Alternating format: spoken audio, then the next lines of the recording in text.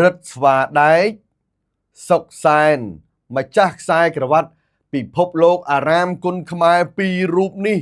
ត្រៀមចេញដំណើរទៅប្រកួតនៅក្រៅប្រទេសវីកូឡារសជាតិនៃមោទនភាពជាតិ Our Cola Our Pride រឹតស្វាដែកម្ចាស់ខ្សែក្រវ៉ាត់ V-Active អារាមគុណខ្មែរ51គីឡូក្រាមសុកសែនម្ចាស់ខ្សែក្រវ៉ាត់ V-Active អារាមគុណខ្មែរ54គីឡូក្រាមធ្វើប៉ាសពតរួចហើយដើម្បីត្រៀមចេញដំណើរទៅប្រកួតនៅប្រទេសម៉ាឡេស៊ីហើយតួឯកសំខាន់ពីររូបគឺរិទ្ធីគីងកុងបាទគឺជាតួឯកបាទដែលម៉ាឡេស៊ីខ្វះមិនបានទេរិទ្ធីបូរិនបាទក៏ជាតួឯកដែលម៉ាឡេស៊ីកំងដែរបូរិននឹងប្រកួត43គីឡូក្រាមគីងកុងនឹងប្រកួត26គីឡូក្រាមមានពីររូបទៀតដែលគាត់នឹងទៅ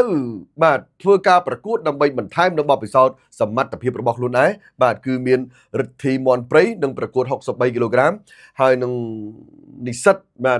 ដែលមកពីខេត្តបាត់ដំបងនេះឈ្មោះថាវណ្ណៈភិរម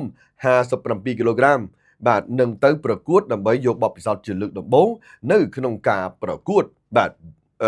ដំណើរទៅប្រទេសម៉ាឡេស៊ីទៅប្រទេសម៉ាឡេស៊ីបាទគឺដោយ V-Active គឺនឹងធ្វើឡើងនៅថ្ងៃសៅរ៍ទី16ខែឧសភាឆ្នាំ2026អញ្ចឹងយើងបាំងតែ2សប្តាហ៍ទៀតទេបាទពាក់កណ្ដាលខែ5នេះគឺអ្នកទាំង6នឹងទៅដល់ប្រទេសម៉ាឡេស៊ីហើយបាទដែល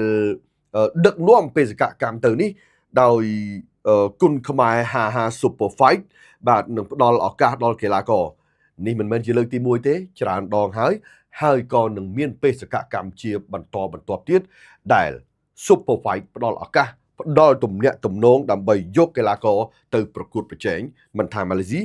រួមទាំងបណ្ដាប្រទេសផ្សេងទៀតផងដែរវីកូឡារសជាតិនៃមោទនភាពជាតិ Our Cola Our Pride